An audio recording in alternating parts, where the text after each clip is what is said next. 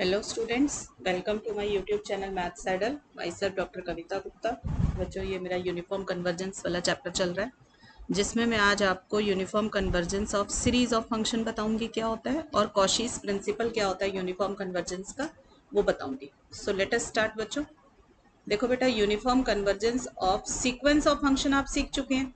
उसमें क्या था कि हर सीक्वेंस का हर टर्म जो होगा एक फंक्शन होगा।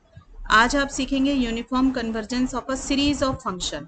बच्चों, अगर आप पहले सीरीज जो आप अभी तक पढ़ते आ रहे थे रियल नंबर्स की, उसको अगर याद करें तो उसमें कन्वर्जेंट सीरीज का क्या मीनिंग होता था। उसमें हर टर्म एक रियल नंबर होती थी, और उसकी कन्वर्जेंस हमें कैसे पता चलती थी कि अगर उसका sequence of partial sum converge करे तो हम बोल देते थे कि पूरी सीरीज कन्वर्ज करती है। ठीक है, जैसे सपोज कर लो सिग्मा 1/n², इस टाइप की सीरीज आपने देखी थी जो कि रियल नंबर्स की सीरीज थी। इसकी हर टर्म एक रियल नंबर होती थी। देखो, जैसे मैं n को 1 डाल दूं, n को 2 डालूं, n को 3 डालूं, तो ये सीरीज बनती थी। आपने इनकी कन्वर्जेंस अभी तक सीखी हुई है इससे पहले। ठीक है, जिसके अंदर हर टर्म जो होती थी सीरीज की वो एक रियल नंबर होती थी, और ये सीरीज कब कन्वर्जेंट होती थी, जब इसका सीक्वेंस ऑफ पार्शियल सम जो होता था वो कन्वर्जेंट होता था। और सीक्वेंस ऑफ पार्शियल सम का क्या मीनिंग था, sum up to n terms. जैसे इसके अंदर जो आपकी एन टर्म्स होंगी, जैसे nth टर्म क्या होगी, 1, ये होगी। तो ये सम, अगर सीक्वेंस ऑफ पार्शियल सम अगर आपका कन्वर्जेंट आता था तो आप बोलते थे गिवन सीरीज मेरी कन्वर्जेंट है। सेम काम बेटा आपको यहाँ करना है। सीरीज ऑफ फंक्शन में क्या है, सीरीज की हर टर्म अपने आप में एक फंक्शन है। अब आपको इस तरीके से क्वेश्चन दिखाई देगा, सिग्मा एफ एन। ठीक है, अब सीरीज बनानी है ना, इसकी हर टर्म किस तरीके की होगी, F1 F2 F3 F4, और ये F1 F2 F3 F4 ये भी अपने आप में क्या होंगे, फंक्शंस होंगे। ठीक है, तो अब आपको सीरीज इस फॉर्म की दिखाई देगी, F1 plus F2 plus F3 plus F4 dash dash dash dash. और ये सीरीज अब कब कन्वर्जेंट होगी, जब इनका sequence of partial sum convergent होगा। ठीक है, sequence of partial sum uniformly convergent होगा, तब ये सीरीज हम बोलेंगे कि यूनिफॉर्मली कन्वर्जेंट है। Again repeating that the series of function sigma f n वो यूनिफॉर्मली कन्वर्जेंट कब होगी, जब उसका सीक्वेंस ऑफ पार्शियल सम जो है वो यूनिफॉर्मली कन्वर्जेंट होगा। अब सीक्वेंसेस के बारे में आप पढ़ चुके हैं, यूनिफॉर्म कन्वर्जेंस, ठीक है ना। तो इसका सीक्वेंस ऑफ पार्शियल सम क्या होगा बेटा, देखो, sum up to n terms. Sequence of partial sum का मतलब होता है sum up to n terms. तो हमें ये कंसीडर करना होगा F1 से लेके Fn तक की टर्म्स का टोटल, और उस सीक्वेंस को शो करना होगा कि वो यूनिफॉर्मली कन्वर्जेंट है। तो हमारी जो सीरीज है वो यूनिफॉर्मली कन्वर्जेंट बन जाएगी। क्लियर बच्चों, मैंने ये डेफिनेशन यहाँ पे लिख दी है बेटा, देख लो।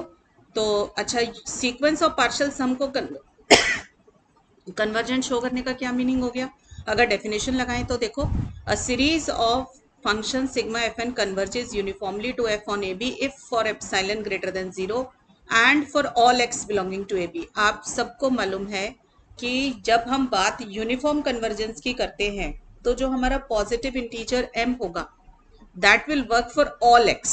ठीक है, वो सिर्फ एप्सिलॉन के ऊपर डिपेंड करता है, एक्स के लिए वर्क नहीं करता, एक्स के ऊपर डिपेंड नहीं करता। बट पॉइंट वाइज कन्वर्जेंस में हर एक्स के लिए एक पॉजिटिव इंटीजर एन मिलता है। बट जब आप यूनिफॉर्म कन्वर्जेंस की बात करते हो तो एक सिंगल एन जो होता है that will work for all x belonging to a b.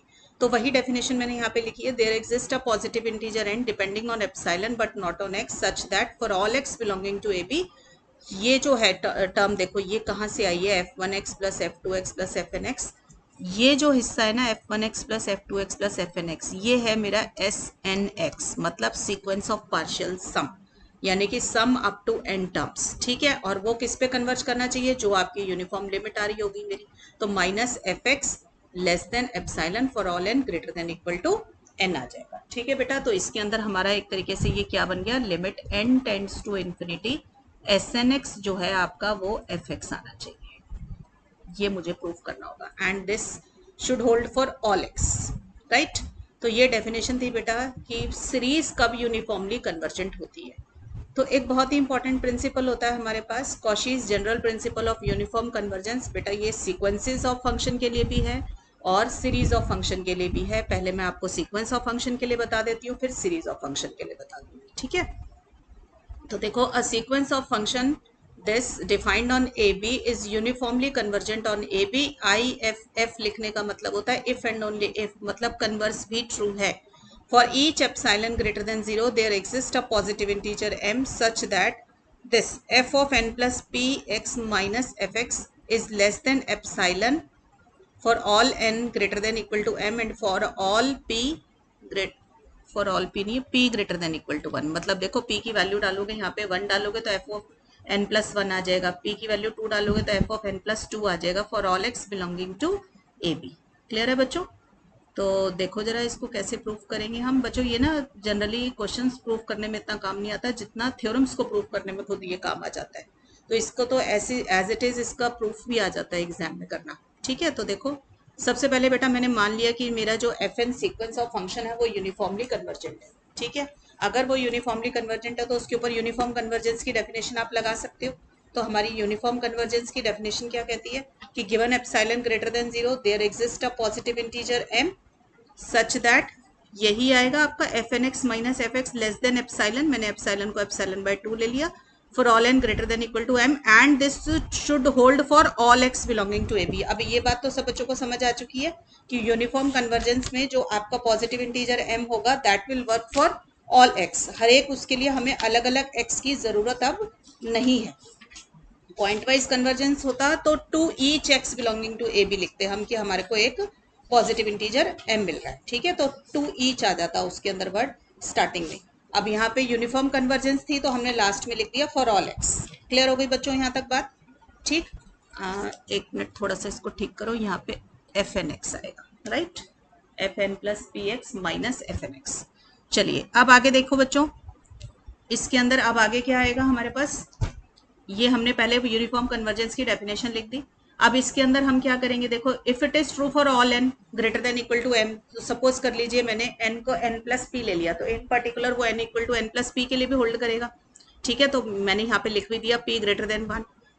तो मेरे पास आ जाएगा f of n plus p x minus f x less than epsilon by 2 for all n greater than equal to m. बाकी की सारी term बिल्कुल same रहेगी, बस मैंने देखो इन पर्टिकुलर मतलब किसी एक पर्टिकुलर वैल्यू के लिए लिखना, तो मैंने लिख दिया n equal to n plus p के लिए. अब बेटा मैंने क्या करना है, f n plus p x minus f n x को कंसीडर कर लो. ठीक है, तो मैंने इसको कंसीडर किया. अब इसको मैं क्या लिख सकती हूँ, दिस मैंने इस पूरे के अंदर ना एफ एक्स को माइनस भी कर दिया और एफ एक्स को ऐड भी कर दिया. देखो मैंने ये क्या किया, f n plus p x से माइनस एफ एक्स किया प्लस एफ एक्स कर दिया, माइनस भी कर दिया और प्लस भी कर दिया. ठीक है, अब क्या करेंगे, इसके अंदर ट्रायंगल्स इनइक्वालिटी लगाएंगे हम. देखो ये एक टर्म मान लो और ये एक टर्म मान लो. ठीक है, इन दोनों के अंदर ट्रायंगल इनइक्वालिटी क्या होती है आपकी, mod of x plus y. मैं लिख भी देती हूँ, ट्रायंगल्स इनइक्वालिटी क्या होती है, mod of x plus y is less than equal to mod x plus mod Y.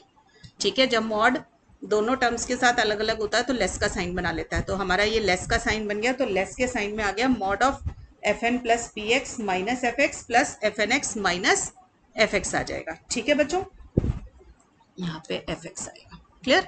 तो अब ये देखो बाय 1 फर्स्ट इक्वेशन में हमारा क्या लिखा है, f n x minus f x less than epsilon by 2. तो वो तो मैंने यहाँ पे यूज कर लिया, f n x minus f x less than epsilon by 2. और सेकंड वाली इक्वेशन में था f of n plus p minus f x, तो उसकी जगह पे भी मेरा लेस देन एप्सिलॉन बाय 2 आ गया. तो by 1 and 2 this result holds for all x belonging to a b. तो यही बेटा मेरी डेफिनेशन थी. ठीक है, मुझे यही प्रूफ करना था कि f of n plus p x minus f n x जो है less than epsilon for all n greater than equal to M.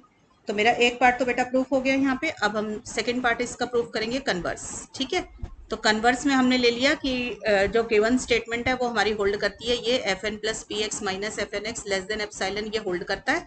हम शो करेंगे कि series uniformly sequence of function जो है यूनिफॉर्मली कन्वर्जेंट है. तो देखो बेटा, अगर मुझे ये पता चल जाए कि for epsilon greater than 0 there exist a positive integer m such that this holds, तो अगर आप इसके ऊपर सीक्वेंस ऑफ रियल नंबर का कॉशी प्रिंसिपल लगाएंगे तो हमें पता चल जाएगा कि हर एफ एन जो होता है वो लिमिट एफ के ऊपर कन्वर्ज कर रहा है. तो हमारे को पॉइंट वाइज कन्वर्जेंस की डेफिनेशन तो हमारी यहीं से कवर हो जाएगी.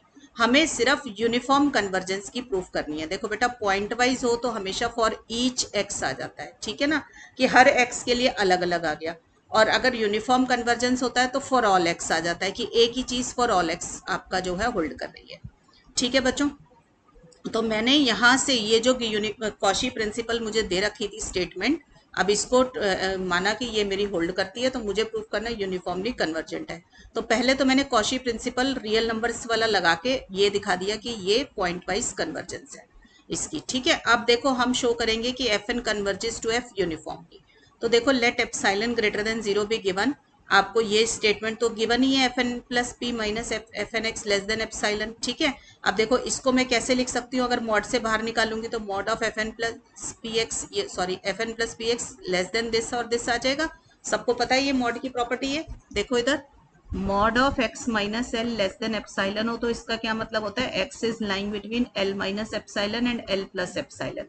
तो ये वाली प्रॉपर्टी मैंने यहाँ पर यूज करी है, जिसमें x की जगह पर तो आपका क्वेश्चन इसमें लिखा हुआ है f of n plus p x और l की जगह पे लिखा हुआ है एफ एन एक्स, ठीक है।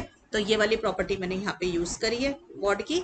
फिर अब इसमें मैंने क्या किया, n को फिक्स्ड किया और p आपका देखो ग्रेटर देन 1 है, तो p कितना भी बड़ा हो सकता है 1 से, तो मैं p को लेके चली गई हूँ इन्फिनिटी पर कि p बहुत बड़ा हो गया। इसका मतलब ये कि p बहुत बड़ा है।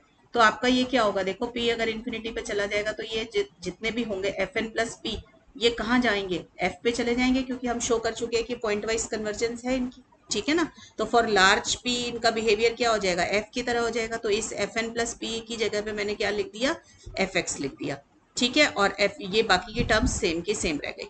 तो अब इसके ऊपर ये वाली प्रॉपर्टी दोबारा से लगाओ मॉड वाली, देखो ये वाली जो है। तो अब ये क्या हो जाएगा, इसको मैं लिख सकती हूँ mod f n x minus f x less than epsilon, ठीक है। Now this holds for all x belonging to a b, ठीक है। ये जो पॉजिटिव इंटीजर m मिला ये मेरा हर x के लिए होल्ड कर रहा है, तो f n converges to f uniformly, ठीक है बच्चों। तो ये मेरा Cauchy's principle of convergence, uniform convergence for sequence of function था।